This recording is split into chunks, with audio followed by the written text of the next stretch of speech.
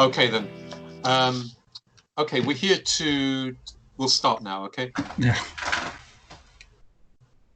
We're here to talk about Jan de Vos's new book called The Digitalization of Intersubjectivity, a Psych-critique of the Digital Death Drive, which has just been published by Routledge.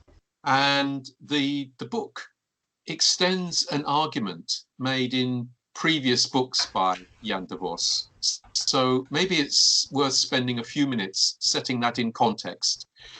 And the first context is psychologization. It's an issue that's raised in this book, of course, in the promise there in the title of it being a...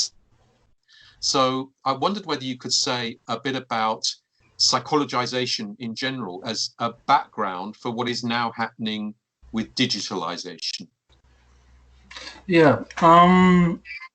Well, maybe I'll start with the most obvious and easy definition of psychologization, as it would be the overspill of psychology to other domains, which are then regarded as non-psychological. So maybe as an example, the issue of unemployment, which is arguably a political, economical, and social issue, which then gets psychologized when you individualize unemployment and you look at you individualize it and you approach it from psychological categories such as emotional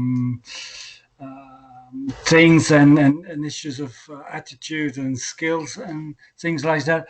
Or maybe another example would be education, where for certainly now it's very psychologized.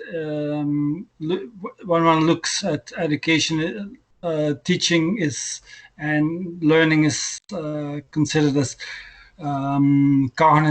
psychological cognitive issues, and when something goes wrong in education, it's also seen as something psychological or neuropsychological. So but the problem with this idea of seeing psychologization as the overspill to other domains is a presupposition that that would be, as long as we would fence psychology in, as long as we put it in quarantine, so to say, or we lock it down, then everything would be okay. So to each and everybody his own terrain. But I think to begin with, the first caveat is that there is a reason why certain discourses or practices call in psychology to come to, I would say, to the rescue of a problem which psychology has to fix. So, for example, if we return to the educational terrain, one could say that that we no longer know exactly what educating is, what parenting is, what schooling is, and then we take recourse to psychology to fill the gap, to secure, maybe, so to say, the structural failure or impossibility of the first domain. But then, of course, and the other side of that is psychology. Would it be a legitimate theory and practice within its own fences, within its own terrain? And then I think, well, there again, we meet the structural failure or impossibility of psychology as a discipline. Maybe to briefly refer to Sigmund Freud when he says that psychology is or better, psychotherapy or psychoanalysis is an impossible profession. You could extend that and look at psychology as a whole, as a discipline, as an impossible science, actually. And this is where I would argue that also psychology takes recourse to psychologization. That is, looking at the way it builds its theory, the way it advances its practices, one could say, it advances via psychologization. And it's an example maybe to give here would be the psychological first aid. So when psychologists go into the disaster fields together with the rescue workers in order to dispense psychological first aid, actually what they do most simply is that they dispense theories, they dispense knowledge. They say to the persons who are traumatized that they have a trauma, and they say, and we know from psychological research, or we know from brain scans, that this and that is happening to you. So they psychologize their subjects. So and this is maybe then a third central aspect, I think, of psychologization is that they interpolate the layperson. And of course, here I rely on the issue of interpolation, the concept of Louis Althusser, so that they interpolate the subject to understand itself, the others, and the world via these psychological discourses and psychological signifies. So this is, I think, what the issue of psychologization is about, in my opinion, and this what I take further to take a look at what happens when in the digital era and world. Yeah. So included when you say in the subtitle of the book, Psycritique is also a critique of psychology and the role of psychology in digitalization? Or is there any sense in which you reclaim any aspect of the Psy against digitalization? What is that relationship between psychologization and digitalization? Okay, but let me first explain what I mean with the idea of a Psy critique.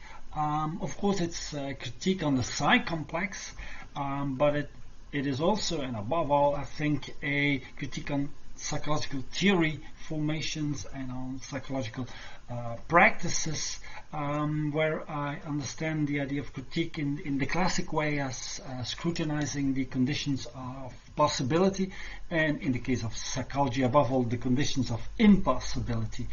But of course, if in this way this Psy critique rejects all the psychological and the psychologizing accounts of subjectivity and intersubjectivity, it in the meantime, of course, wants to say something itself on subjectivity and intersubjectivity. So this is actually the tricky part, as it the Psy critique wants to be situated beyond psychology, or should I say outward psychology. It nevertheless wants to say something positive, or something meaningful on subjectivity and intersubjectivity itself. So this is the double meaning of the idea of a Psy critique. But now to return to your question, how does psychologization then relates to digitalization? So how does the psychologization processes play out in the digital era? Maybe to put it a bit in didactically simplified wordings, actually I would say that in my work on psychologization, the baseline would be that psychologization is the filling and the stuffing of the subject with psychological theories and models. So, and my basic question in my work on psychologization was, who are we that we need so much psychology? So then I moved on to do a study of neurologization, and then the baseline would be that it is the filling and the stuffing of the brain with psychological theories and models. And the basic question there is, what are we, or who are we when we are set to be our brain? So this is the idea that in the neurosciences cannot get rid of psychology because they need to fill the brain with something, and to fill it with mainstream psychology. And then when we come to digitalization, the baseline would be that it is the filling and the stuffing of our virtual worlds and our virtual lives with psychology, with psychological theories and models. So, and then the basic question of my book, my current book, is then what will become of us in with this in these circumstances.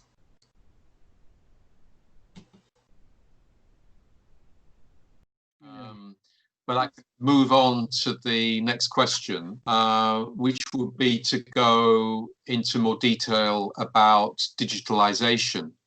And I suppose my question here is to think about it historically, that digitalization has emerged at a particular point in history with particular modes of communication that organize the architecture of social media, the kind of media that we're using here at the moment in this interview, for example, digitalization, in the way that it manifests in our experience. What is qualitatively different from the development of print culture, what has been termed print capitalism after Gutenberg? What is qualitatively different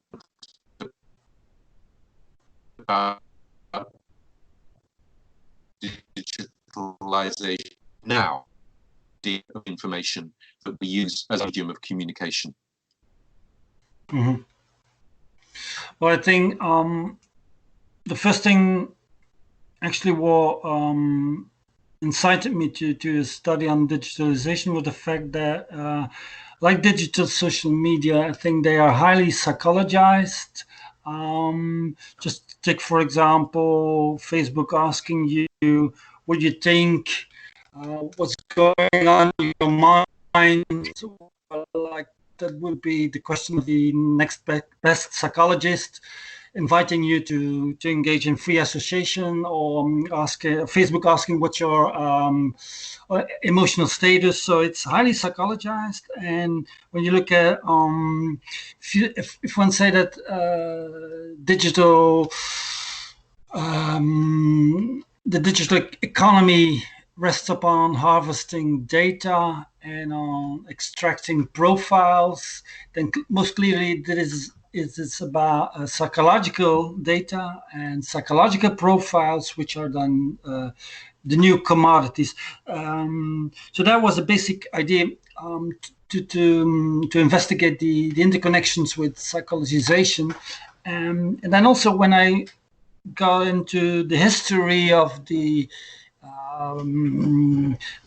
persons involved with the development of digital technologies, such as Alan Turing and Norbert Wiener and other people, then you saw that they, for example, both Turing and Norbert Wiener referred to Sigmund Freud and his theories on of the unconscious. So there is a lot of psychology actually to first engage with Sigmund Freud, and then, as I claim in my book, to get rid of Freud, because Freud is, I think, you need to psychologize Freud in order to do something with him on the technological level. So I claim that they needed to betray Freud or get rid of Freud. So, but basic line is that they put there is a lot of psychology put into the technology itself. Okay, but from then on, yeah, your question of if it is a qualitatively different level that we enter, this is, I think, well, this is the very question of my book, and there is now, I think, one answer. It's I think there are elements in my book which answer that question affirmatively, and others which would bracket this answer. So, but I think what the basic concern that I would have is that when I say that psychologization is about interpellation, and it's about calling upon each subject to take a step back and to look upon him or herself and the others in the world via this psychological rationale, then I ask the question: is this level of this interpellation not becoming redundant or disappearing within the digital sphere, where one could say that big data doesn't care if you know or not. Psychologists want you to know the background theories and want you to reflect upon yourself via this knowledge. But big data does not need you to know. It just steers you, I would say. It nudges you and it extracts data, and all that is happening in the background with silent algorithms and invisible algorithms. So this is where maybe there could be a qualitative difference, and to extend a bit on that, the same issue or the superseding of interpellation, I could refer to the idea that if you are interpellated to look upon yourself, then you take a step back. So there is a minimal position outside, maybe involving a bit of free space or a bit of leeway. And this is maybe what the digital or the digitalization can incorporate. I could refer to George Orwell's 1984, where I forgot his name, but the protagonist is sitting in front of the telescreen, but there's still a little space, a shallow alcove, which the digital, that's not a digital, but the telescreen does not see. So, and there he writes. So he takes recourse to the old paradigm of writing. But maybe digital surveillance is getting so much more complete that those little spaces of absence are drawn into the system itself, and that is the question I ask: if the digital is really able to close all the leeways and the freeways, so then to incorporate it, even your absences, into its economy. But that involves the evacuation of subjectivity, or it involves the production of a new form of subjectivity? Does it involve a de-psychologization in which the big data doesn't care anything about you and your nature as a subject? Or does it require a different form of interpellation? I suppose my question is how it enters into our subjectivity, this digitalization. Well, the issue could be that it enters subjectivity actually in the same way as before, that is via interpellation, of course. But in terms of psychologization, I think you are interpellated to see yourself and to be with yourself, the others in the world, via this psychologizing discursive scheme, and then you actually were called upon to become the psychologist of yourself. So, but now in digital times, the interpellation might be the same, remain in the same structure. That is, that you are called upon to become your own data scientist. So you are actually called upon to datify yourself. So to use an app, for example, to count your steps, or to use an app to track your work hours and your work contacts and so on. So this is actually still remains within the classical scheme of interpolation. You actually, in this scheme, you remain a subject outside of all that. So the question then is, what if the digital is able to pull you in, to pull that very outside external position into the digital realm itself? So this is where you get apps where you count or track the use of your apps, or you use apps to create other apps. So the question then with which I engage in my book is this not where subjectivity, instead of becoming something else, but becoming a different kind of subjectivity, is this not where subjectivity gets locked down, so to say, arrested, or even annihilated? And from there, of course, the question for me in my book is, what will this mean for the business model of digital capitalism? Because the latter feeds precisely on psychology, on psychologies and subjectivities.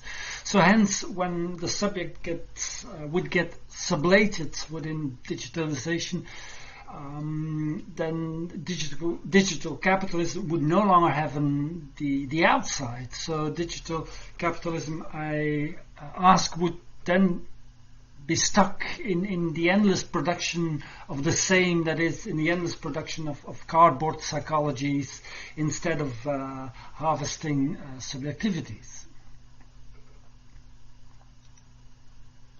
Mm-hmm. I mean, you raise another question already in the title of the book about intersubjectivity. Mm-hmm. Now, of course, we know that there's been many debates in Lacanian psychoanalysis about the nature of intersubjectivity, with Lacan eventually abandoning intersubjectivity as a realm of communication. But what is the difference for you, if there is a difference, between subjectivity and intersubjectivity? Is part of the problem that difference between subjectivity and intersubjectivity is erased, or in any way are you claiming something for either of them or both of them?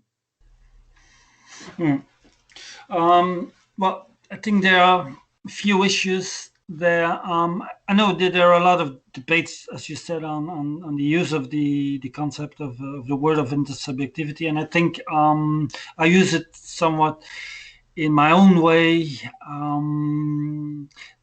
which is, well, one of the reasons was of course also to have a short title, Digitalizing Subjectivity, and then social things. I don't know which word I had to use, but so it was very short. So what is one reason?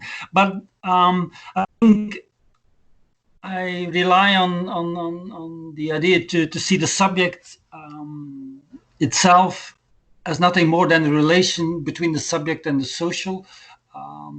So where intersubjectivity is actually the side of the social, which is actually part of subjectivity.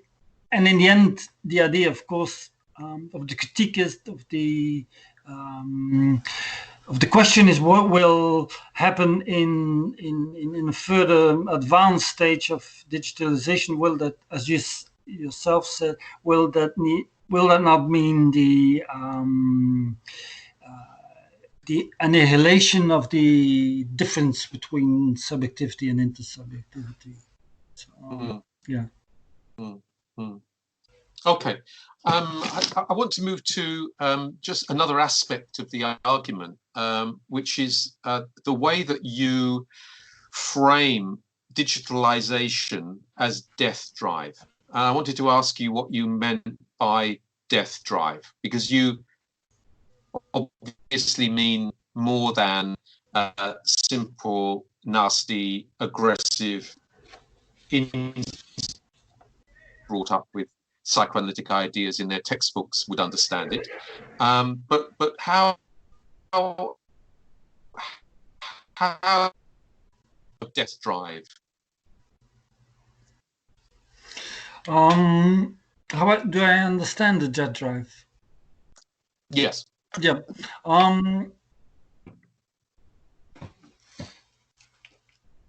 Well, maybe to could refer here to Deleuze. In one of his understandings of what writing is, he once wrote something on that writing should be done on the edge of understanding and one's own understanding, to the very point that where you would encounter the boundary, and the things you put together starts to escape you. I think for me, the dead drive has always been something like that. It's like actually, I must say I do not understand what the dead drive is. So it's but I think the issue which prompted me also to look into that. Maybe I could take a quote here, and forgive me for referring to Zizek's understanding of the dead drive, where he, well, I just give the quote. So he says the paradox of the Freudian dead drive is, that is, it's Freud's name for the very opposite, for the way immortality appears within psychoanalysis, for the uncanny excess of life, for an undead urge which persists beyond the biological cycle of life and death. The ultimate lesson of psychoanalysis is that human life is never just life. Humans are not simply alive, they are possessed by the strange drive to enjoy life in excess, passionately attached to a surplus which sticks out and derails the ordinary run of things. So what for me was interesting is that the idea of first, the undead, zombies. Well, there are, I think, a lot of memes or cartoons on people using smartphones and stumbling around like zombies in the world. And also this idea of the immortality, which then refers to the idea that, if we, like Kurzweil claims that we could upload your personality, digitalize it, and then turn it into something immortal, which is then what I always thought is when you would upload a personality, that you would need some translation software, and then you could opt for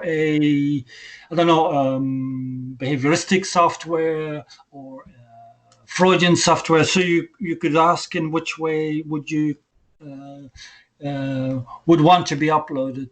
And the second thing I always think is that if you would upload a personality and put it on the internet, that that this personality would absorb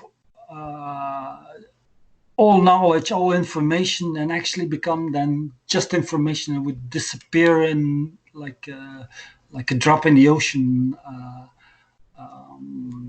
So there's a lot of themes which are, I think, usefully to approach with this concept of the Freudian difficult concept of the dead drive, also connected to the, well, in the quote of Zizek, the idea of the excess and the surplus, the strange drive to enjoy, which and this I try to approach in my last chapter of the book, is where the idea or the question could be, would be the digital apparatus be capable of drawing also that excess and surplus in its complete dimensions into its own workings. So where I could argue, it's again, it's the question which troubles me is the question is, can subjectivity be digitalized? Can it be fully digitalized? And then I think no, it cannot, but it surely can be annihilated, where something else perhaps could see light. I don't know, but which we wouldn't call a human subject. Mm.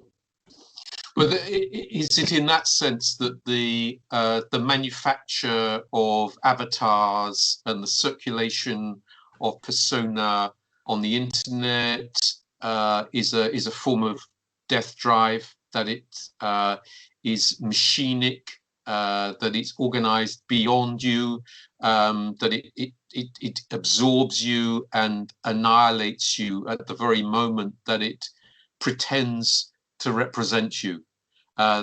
It's death drive in that Zizek sense of something beyond that is taking you into a realm of mediated symbolic communication that you have absolutely no control of. It seems that in one sense that's partly what you're talking about here with death drive. But you could also think of the communication on the internet, digitalization, as being something which is fluid and open, more open than the individuality that we experience in everyday life under capitalism. And in that sense, it might be that the Deleuzian account is a more optimistic account than the one that you've given. That death drive is a misnomer. It mischaracterizes what is open and mischaracterizes the possibilities that are opened up by digitalization. There's another realm of being human that is possible with digitalization. You go with the more pessimistic version. Yeah. But I think as long as there is a difference between you and your avatar, then we stay. I think then you stay in the old paradigm. There is something that is kept out of the digital. It's like me going on Facebook and scrolling for 10 minutes and dispersing likes here and there and a comment and then going away. But Facebook doesn't want you to go away. It wants to keep you in. And now maybe there's a moment, there will come a moment where we can't get out, and we are or the more increasingly you're going out is also tracked and traced and fed into the system once again. So I think that drive is where things begin to collide, when you and your avatar are one and the same. Yeah, and then it's the fluidity. But there,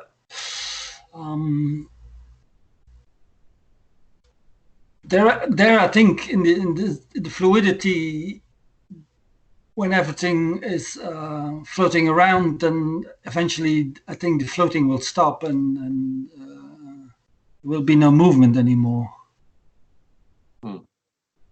I mean, there's an underlying question here, which is present in your earlier work on psychologization and your work on neurologization, which is the difference between psychology, which is something that you are definitely suspicious of, and psychoanalysis, which is a conceptual resource.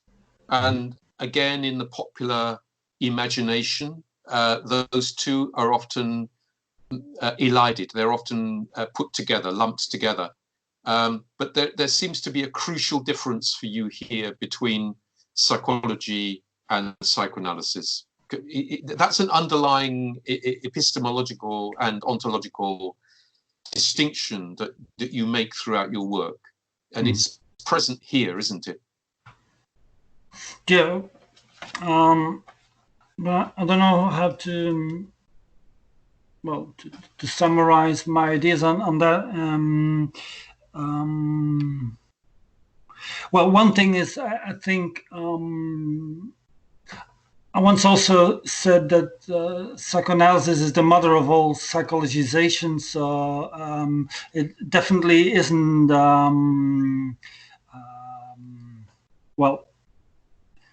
free from that. Certainly in history, you just have to look at the idea of to Freud of writing a book on the psychoanalysis of everyday life. So it brings psychological thinking in every day. But I also think that there is no critique possible on psychology without using psychoanalysis. You need some kind of theory which can, for me, as I want to put it, can understand what the non-psychology is about. What is this fundamental negativity in of the subject, which is a kind of non-psychology, and therefore you need psychoanalysis. But as I argued also elsewhere, I think this has certainly has its limits, and one could say, like in a Möbius band, where you start with a psychoanalytic critique, and you suddenly you come on a social and political domain. So this is where psychoanalysis is needs to have also a social and a political critique. Yeah. Okay. I want to finish by asking about where this leads, because there's a kind of trajectory to your work. You know, we start with psychologization, we go to neurologization, we're into digitalization. The obvious question is what next? Yeah, I don't know if this has been like a trilogy, and I don't think there is a fourth term, or I should think about another ization. I don't know. It's there isn't a knot of subjectivity that holds these three together, then. I don't know. So I don't know where should I go according to you from here. I'm asking the questions. Yeah, surely.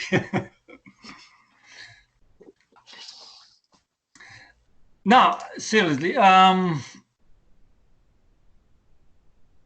I think it's the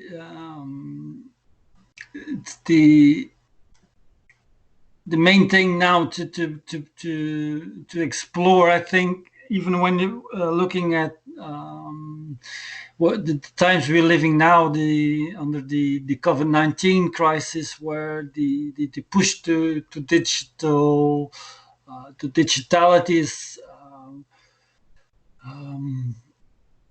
gets like a boost, like in universities, the idea of doing digital education and digital learning is now getting a boost, and will, I think, have its effects for after that, and on all sorts of domain.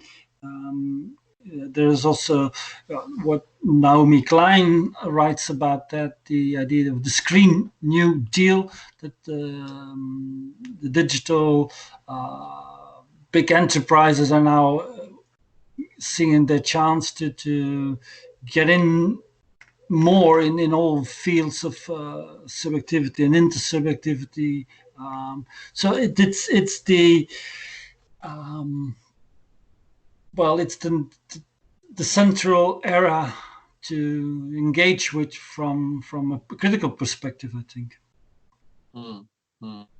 Okay, yeah, that's good. I mean, it's a great book, and I think it should really catch something of the predicament that we're in. Great. Okay, are we done there? Do you think? Was that enough? Yeah, I think so. I don't know if it will be very useful. I find myself starting to talk and going in every direction. No, it's fine. It's fine. Maybe scaring potential readers. No, it's just no. I think it's fine. So, well, you just send me some links, and I'll post them on Facebook. When I was young, warmed of the sun, skinned me alive. I drew some light in the beginning of the night, like on the dawn.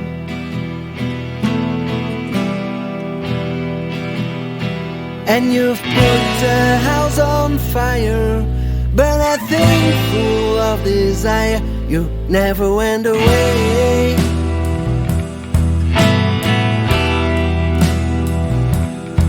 But each year those flames grow higher, in my fear you'd still conspire to go away.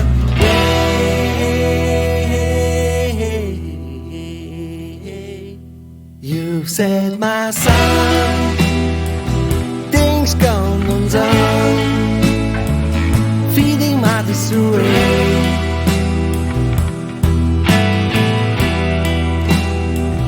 I'll always stay, lighting up that way, like on the dawn.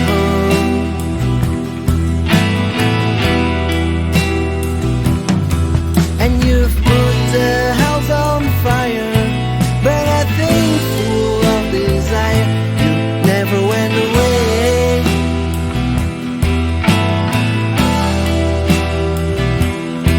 But each year those flames grew higher, in my fear you'd still conspire to go away.